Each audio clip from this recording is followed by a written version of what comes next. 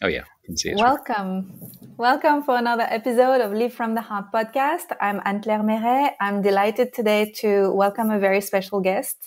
When I landed in Bali about a year ago, a little bit less than a year ago, a few friends told me, you must go see Phill. And I trusted them because they know about their health and they take good care of themselves. And I've had some chronic neck pain for a while. There is a reason for that. There is inner tensions and also a lot of time in front of the computer. And they told me you can have a short session with him where you have adjustments, or you can have a deep session with him where you're going to dive deeper into your emotions and find the root cause of your problems. I started with a short one, and then I had a long one, and then I had many others. And I'm so grateful for the work that we've done together for the past 10 months. Thank you so much, Phill, for being here today. Please introduce yourself for the people who don't know you yet. I'm super excited that you're going to dive deeper into what you offer to the world because this is so valuable. Welcome. Thank you so much. Thank you for having me. Pleasure to be here. Hi, everybody.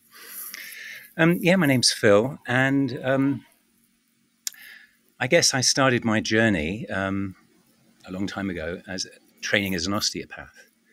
And osteopathy, I think most people have heard of it. Most people, it's back when I trained, it was sort of more a fringe medicine. But really, the essence of it is structure governs function, which was a big aspect, and that's why it didn't separate itself, but it became its own phenomena in medicine. Structure governs function because it's something that isn't there's very little attention paid to in conventional medicine. And so osteopaths concern themselves with, and they use the word holistic, and what they really meant was that they're looking at the whole body. You know, somebody might have a pain in their neck, and a physio might look at the neck. And somebody would say, well, that's not very holistic because the neck's connected to the rest of the spine and so on and so forth. But the actual founder of osteopathy, Dr. Still, who was an American doctor, when you look deep into his philosophy, when he brought forward the holism of osteopathy, really referred to not just the body, but emotions, the thoughts, the spirit. And it was never really taught that way, especially where I trained, which was a very conventional, the British school of osteopathy. But at the end of the day, it brought me to a really powerful methodology and way of looking at health and well-being. And people would show up. And the tools and the way of looking is, when it's structure governs function, is you really look at a person and you see what's out of balance, where there are tensions, where there are restrictions. And the deep connection, of course, is with the autonomic nervous system. And if you're adjusting any tensions around there, suddenly bowel problems can clear up, or gynecological problems or heart issues, because the nerve supply is distributed from the spine. And if there's a pressure on a spinal nerve, there's a direct connection through the autonomic nervous system to those organs. So it wasn't just about relieving symptoms and discomfort in the body. It's about really restoring the balance and the harmony. So this is how I started my journey. But it was literally after about 5 years of being in practice, I would get better and better and better at recognizing and seeing and becoming a better practitioner. But something wasn't quite right. And what was happening, and I always remember there was one case in particular, a guy, and he would come in and I would make all these adjustments.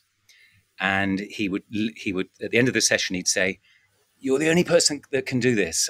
That's it. The pain's gone. That's amazing. Thank you so much." And lo and behold, he would be back within a few weeks and his problem had returned. And it didn't just frustrate. It wasn't the frustration. It was, but I fixed everything. Why is your problem coming back? And of course, it set me on a journey to much more deeply understand that What I wasn't dealing with this guy was the fact that he had huge issues at his work. He had problems in his marriage. He had problems with his daughter. There were so many stresses, and I wasn't addressing those. I was just simply working on the physicality and releasing all the physical tension, but I wasn't really helping him. And that was the beginning of my awareness. And more importantly than that, I think when I got to, actually I was 30 years of age, I found myself at this holistic center in Greece, at the island of Skiros. And it was there, in fact, I did a workshop which ended up being holotropic breathwork. And I entered into doing breathwork myself as a participant. And I had a life-changing experience. And what changed my life was that by breathing and being supported by evocative sound, I suddenly became a 6-year-old. And I was really reliving the trauma of that 6-year-old. And it brought me to such awareness that there were feelings that I had trapped inside me that I'd been holding. And I was able to express those feelings. And it brought a big shift for me, but it was only the start of the journey. That was just the starting point, in awareness that my unintegrated feelings are showing up as tension in my body. And what can I do about it? But more importantly than that, how can I help other people to really find where those tensions are, that what is really behind those tensions are the unexpressed emotions. But more than that, it's not just about expressing emotions. It's the discovery that there's actually a thought pattern that reproduces those emotions. In other words, there were non-serving thoughts, as we sometimes express as patterns, that are also there. So it began a journey of actually finding a way to help people in a journey. So as well as doing the osteopathic part, which is really important because you can express those emotions and you can even repattern thoughts. But if there's still tension that's showing up in the body, it's going to find its way back, which is why often people have breakthrough sessions with coaches, or they do breathworks, or they go on retreats. And it's wonderful. You have the post-retreat high. And then literally months, weeks later, they're back in their pattern. You know what I'm talking about? I do. So yeah, it's a long sort of journey, which I ended up writing about. I wrote about it in a kind of a book. But it brought me to, in fact, it's had many name changes. It was at one point it was soul body integration, but a few years ago, when I actually had to really put down the title of the book, I realized I was so grateful all those years ago for the training of osteopathic medicine that I had to include it in the title, because the sessions, as you know, very much include osteopathy. And for me, osteopathic medicine is the gift of it is being able to really reach and connect bodily, but also adjust and really feel at all levels where there are imbalances. So it had to include that title. But the other word, insight, so it's now called insight osteopathy, says it all, because everybody will get such insight when they are able to journey deeply within and get out of the mind. That's the most important thing, because you can only change a pattern by not being in that mind loop, right? You've got to get out of it. So it's a space to get out of the mind and then go in. And going in is where the journey starts. Mm. And that pretty much sums up, through many, many other things, which I could have mentioned, but I won't, how I got to where I am today. But it's continuing to evolve, although the structure's been pretty solid for a long time now, but I'm always adding bits. There's always a refinement. And as I train people to do this now, what I realize, and a big part of the training is that it needs to evolve. So if somebody takes on board my structure, they can bring their gifts as well. So whatever angle they've got, but the structural works. So they keep the structure, but they can add different components to enhance. And what I notice is that as things shift with me, especially if I go through something, because there are so many layers in all of us, and as I go through a shift, I bring the light of awareness from that shift into my session. So if you have a session with me today, a year from now, you'll probably find it's a little bit different, and something else is happening, because it's just constantly changing. And I think cutting edge modalities ought to be like that. There are so many things which are wonderful, like Heller work. Joseph Heller took his and he advanced. His teacher was Ida Rolf, who of course does Rolfing, and I think Rolfing's great, but it's still doing what it's doing from whenever Ida brought her, because she was an osteopath, but it goes so far in my experience. Have you seen any commonalities? I know everybody's unique and come with a unique set of experiences in life, and obviously we don't share the same struggles, but we have the same kind of issues. Have you identified the main one or the few main ones that people come with? Very much so, yeah. And I think when I sit down with people for the first time, the most important thing is bringing to light the root, and that's where the commonality is. And I think the way I define it is that when we come in, although we have our own unique soul pattern as we come in, so there's going to be stuff that we're here to do, we're here to experience, but we all enter this matrix that I mentioned at the beginning. It is a program. And a huge part of that program, of course, is the school system. And our parents pretty much have been through the school system. And their parents and their parents' parents have been through the school system. And the essence of it is that we are put into a space and there's measurement, we're graded, we're tested, and we experience judgments and we experience criticisms. And the young mind is such a sponge, it's so malleable.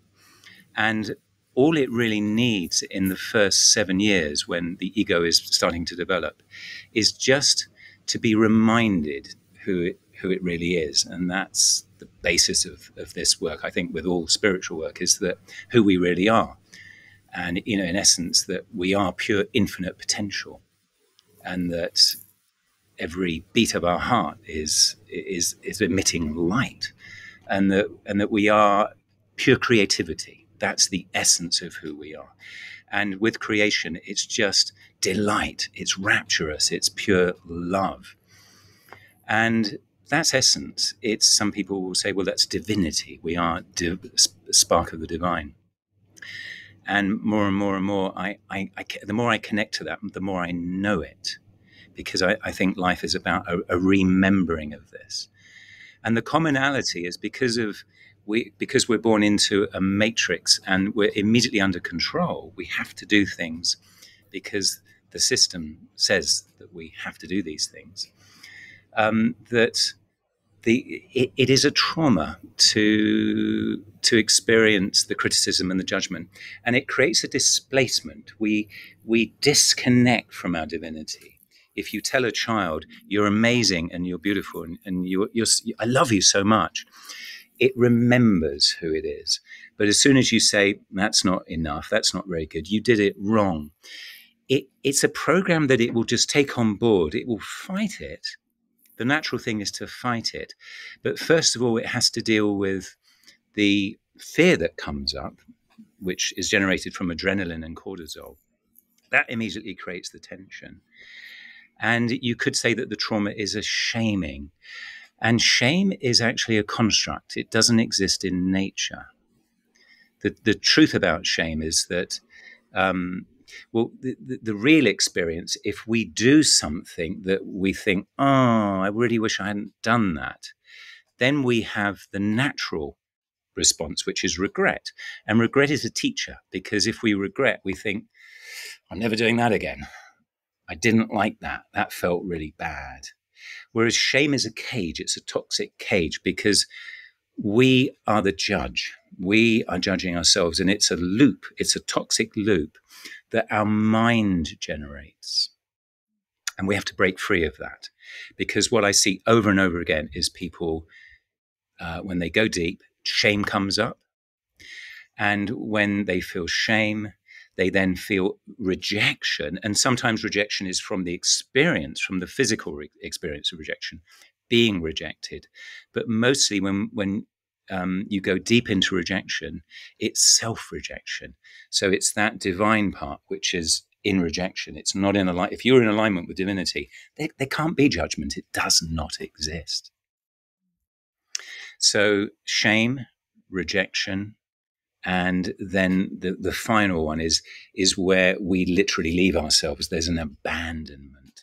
And that can be, again, a very real experience, as a child is abandoned by a parent, for example. And abandonment can be micro abandonments as well, where a baby is, maybe for a day it was left, or even for a few hours where it was forgotten because something happened to the parent. It wasn't intentional in any way. But it still goes in as a trauma. A trauma is an experience in that moment where the person is overwhelmed. So it does the best it can. And in the best it can, usually in that moment, is to push down the feeling. So the feeling isn't felt, the fear isn't released. And fear is always released by grieving or by releasing rage. And babies are very good at that, because without any programming, before the programming kicks in, they naturally do it. You cannot stop a baby from crying. And if its need isn't met quickly enough, you can't stop a baby raging. And it's actually a natural regulator of the nervous system. It regulates. It's also calling for its need to be met. But it then comes into balance, because as soon as you meet the need of a raging baby, it's happy. It comes into dopamine almost instantaneously. So shame, rejection, abandonment are universal. And there's not a soul I work with who isn't at some level holding and managing those traumas. And sometimes they're not even theirs. It's the trauma from the grandmother that they've taken on board. Do we need to remember in order to work on those past events and past traumas from the family? Do we need to have the conscious awareness of what has happened? Not always. Sometimes people have had psychotherapy and they feel that the psychotherapist has actually made suggestions. I think, this might have happened to you, this might have happened. And people often get confused.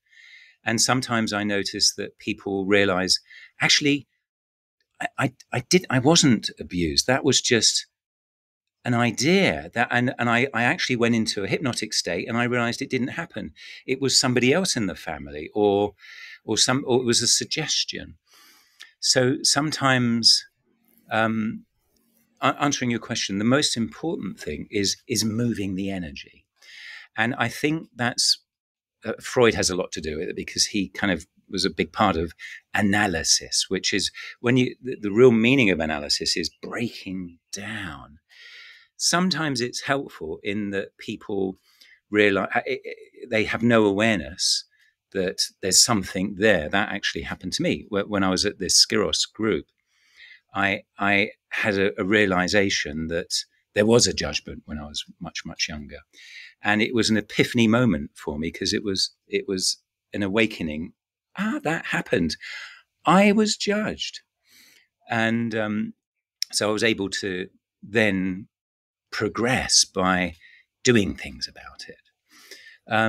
But no, it's not always necessary. You don't have to relive something. All that matters is the energy moves. So there might not be an association with a specific memory, but if the grief's there, it will come to the surface naturally, because that's how it works. That's how your nervous system works. You can only let go by going through. And often when I'm finding the actual physical tension in the body and I take somebody there, it starts off, first of all, the mind says, oh, this is hurting, this is painful. But when I coach somebody to go into the pain, they naturally break down. And the breakdown is just tears will come. And it's an energetic, it's the magnetic charge of emotion simply integrating and releasing. And there doesn't have to be a story. Thank you.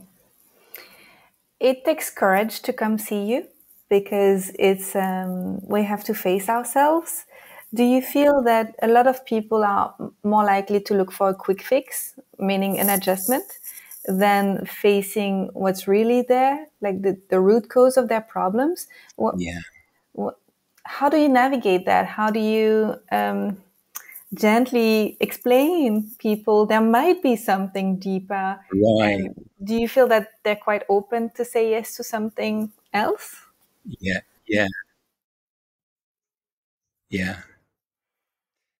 It's a very good question.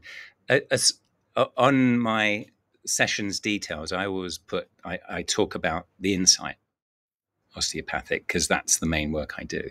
And of course, it's from all those years ago, that story I told you about, the guy that came in, it was deeply unsatisfying. Now, it was a long time ago in another country, but everything would change in his life and he'd have a different consciousness with this work. So people still come in, but they're a small percentage. I don't know what percentage, probably maybe 1 in 20 or something like that. And they read everything and they'll say, yeah, but it's just my neck. It's just, I've just got a problem with my shoulder, whatever it is. And I always, anyway, that's why the information's there. So they read it. So I trust they've read it. And I know that the information is actually communicating energetically to their soul. And I totally respect that if somebody says, well, that sounds good, and I'd love to do that one day, I know they're not ready. And that's perfectly okay. So I always support people, if they've got an ankle problem or whatever it is, or they just have a mechanical thing. And that's relevant. And sometimes it's really nice, just to do that treatment. And they're so grateful afterwards if and when they usually feel better.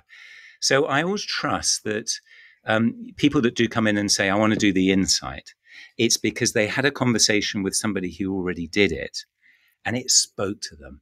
And so I really trust that. And I would never, ever try and persuade somebody to do it, because if they're not ready, they're not ready. Because you're right, it does take courage. But beyond that, the soul, I think, always calls us. It's like, it's time.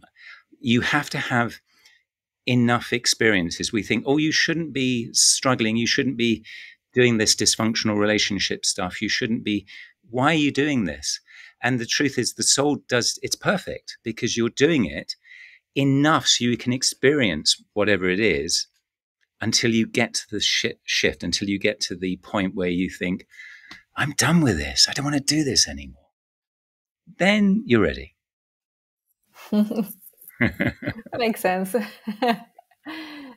Together, every time I've seen you, I've also asked a lot of questions how to stay healthy or healthier in this world, which is very toxic. We've talked about water, we've talked about COVID, we've talked about many things together every time I came, and I'm grateful for that. Yeah. How is it even possible to be healthy in such a toxic world? I think so. I think so. Yes, my goodness, the past 4 years have been phenomenal and incredibly challenging. But I think since industrialization, since they started spraying arsenic on plants in the 1800s, pesticides were used, heavy metals, and how industry has sort of ravaged the world and pharmacy, and it's always been challenging, and pollution and pesticides and so on, and what's the fact they put fluoride in the water and they chlorinate it and all the rest of it. I think beyond the physical body, I think we must support the physical body, There's so much information out there, but you filtering your water, never drinking tap, and there are great ways to do that. Obviously, the air we breathe. We live in Bali. It's challenging here, and cleansing. And I think certainly doing getting the mucus out of where nutrients come in. They come into a gut system, and I think cleaning that and using probiotics. And I think all the work around the biome that, is really big, and people that are pioneering biome work. But I think beyond the physical, I think actually where the highest level of detoxification is in the mental realm, because when you look at those pictures of the what's around our body, our biofield, what's running through it is electromagnetic at 49 million hertz, and it's thought field, and the thought field is generating a magnetic. The thought is the electric part, and the emotions are the magnetic part. So what we're thinking and feeling is ultimately what's going on. And I've witnessed people that, have been, there's studies where somebody was told you've got 6 months to live. They take on board that frequency and that idea, and they die 6 months later. And then that body was dissected. This is a true story that you can Google. There was no cancer. It was a mistake. So that person literally took the information and died, the false information. So for me, I think the ultimate cleansing is mental and emotional. And that's why I think doing this work in whatever way, where you look in and see where you're holding toxic emotions. And I think you can be in the most toxic environment. And the way I explain the immune system and the way osteopathic medicine explains it is, I was mentioning before, if there's pressure on a nerve and on a nerve root, on a spinal nerve, there's an immediate connection to the autonomic. So if there's tension around there, and the tension comes from thoughts and feelings, non-serving thoughts and feelings, that's going to deeply impact. So you can have all these heavy metals, and you can have, pathogens, but if you shift your consciousness, but not by bypassing, not by going to the place of I feel happy now, I'm just meditating, I've gone to a lovely garden, which is very helpful, an insight timer and things like that will take you on those journeys. But you've got to actually find what's in the unconscious part, and to do that work every day, make a space to connect to the unconscious and clear what's there. And I always believe that if something shows up in your day, in psychology, there's this, they call it the 90-10 rule. And that means that 10% of what's triggered you is because of what's just triggered you. But 90% of the trigger is the unintegrated past emotional stuff that you haven't integrated. So in other words, every day there's always an opportunity. If something is challenging for you, there's an opportunity for you to clear. And for me, I think that's the most profound, that's the most important work. The highest frequency is what you're feeling inside you, and to keep moving that energy and clearing those blocks, and to have that as a daily practice. Can you share a few of the tips that you use every day on a daily basis just to stay optimal? Yeah. In fact, on my website, I put it together as a little it's like a mini course. It's called Deeper Insight. Because I'll share it here. Because people would always say after a session, that feels so much better. What can I do to maintain this? So what I write about and what I teach on the course is that within meridians, and any acupuncturist will tell you that there are different emotions associated with different pathways in the body. So, for example, in the heart meridian, is joy. Joy runs through there. But if your joy is blocked, especially if you close your heart because you've been upset, then the meridian, the electromagnetic charge moving through the meridian shuts down, and usually there's tensions along the way. So my methodology, I just created a set of exercises, and I call them energizing exercises. And the truth is, Qigong will do this, and pretty much every yoga will do it, every asana in yoga. But the foundational yoga asana is the salutations, and where you reach right up and then you bend down, because the most powerful, the most emotionally charged meridian is the bladder. And when you look where the bladder is, it runs all the way down your back, your spine, and that's where the chakras that really suppress emotions, they're part of one another. So the throat chakra, if you don't express, you shut down here. If you've got pain in the heart, you shut down there. If you're in fear, you shut down around the kidney area and the liver as well, which deals with fear and anger. So when you do these asanas, and the thing is, because a lot of people go to yoga classes and they do the yoga, and most yoga, every time I've been to a yoga class, there's not really a teaching where the yoga teacher will say, welcome your feelings. If a feeling comes up, allow the feeling. I think there's a woman, Forrest, I think there's Forest yoga, and it was, somebody's really talking about this. It's an emotional space, so it does exist. But usually with Ashtanga or with vinyasa, it's all about doing it right and getting the positions right. The focus, the true meaning of yoga, union, where you're connecting to the divine, is a space to feel. So a big part of my practice every day I'll do, and I do interval. So an interval is like 30 seconds. And so it's not just movements to open the body. And when the body is open, then you're stretching the meridians and helping release tension out of the meridians.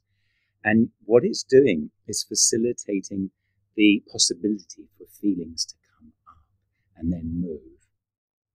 But the other thing is breathing quite intensely. So with interval training, there's quite intense movements for about 30 seconds. And the idea is that you get out of breath. So if you're out of breath, and that's the way to help also conjure emotions and bring them to the surface. So for me, that's every day. I do that every single day. And I make a space. And sometimes there's a bit of rage that comes up. Sometimes there's a little bit of sadness. But I know, and it's the willingness, and it's also the intention. My intention, that's always my intention with my exercises. I'm moving my emotions, and I never give a session before doing that to myself. So I'm prepared, so that I'm holding as little as possible, so that I can be sort of clear and available, and not holding my own, stuff. Because life happens every day. It does. There is so much vitality in the emotion, and in the fact that they're circulating well, and that they're also adding us, helping us set boundaries and move on from the past and continue towards the future. And there's something which is very valuable in the emotion. And nowadays, everybody's tired. Everybody has chronic fatigue, burnout, and all of that. Is it possible that we're just, I would say, emotionally constipated? I 100% agree. Absolutely. Yeah. In fact, fibromyalgia, which I've studied deeply, it really is suppressed emotion, a huge part of it. There's a guy, Dr. Sarno, I think his name is. He wrote a book about back. He focused on back pain, but his research proved that if it's chronic, in other words, if the back pain is there for more than a week, because inflammation should resolve itself in days.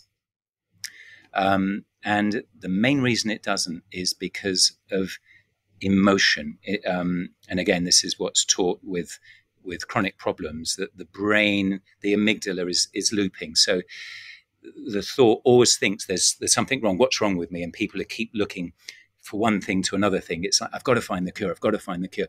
So their brain is in a loop. And what he found was that the emotion that people really struggle to release, and I 100% agree with him, is rage.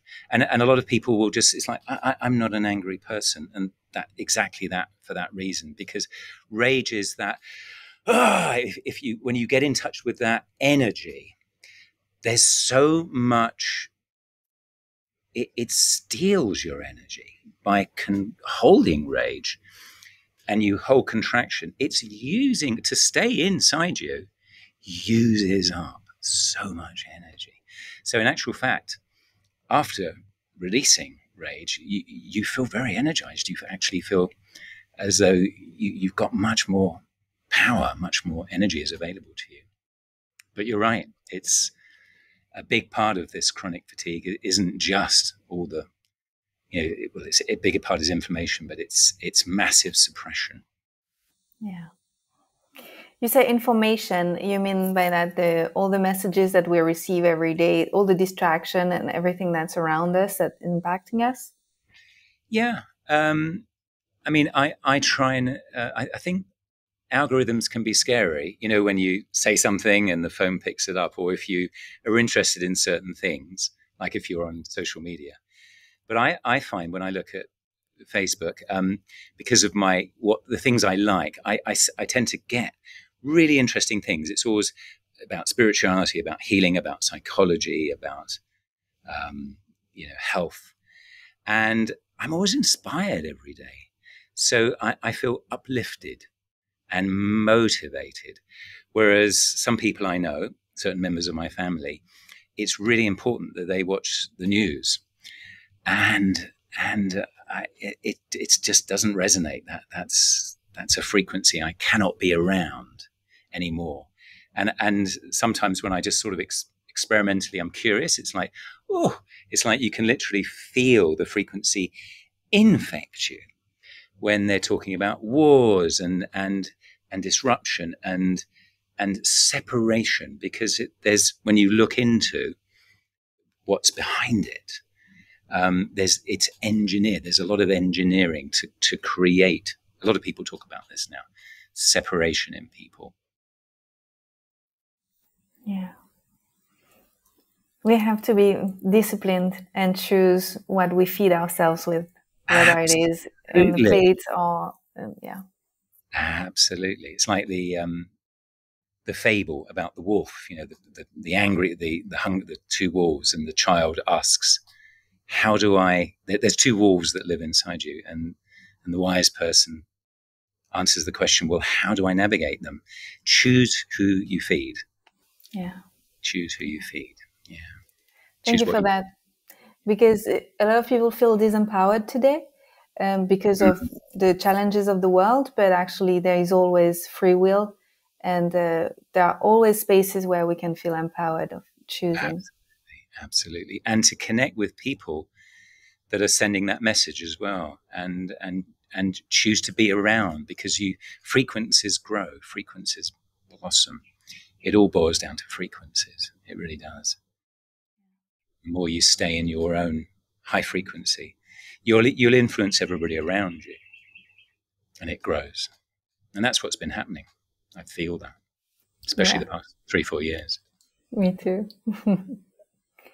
Is there anything you want to add?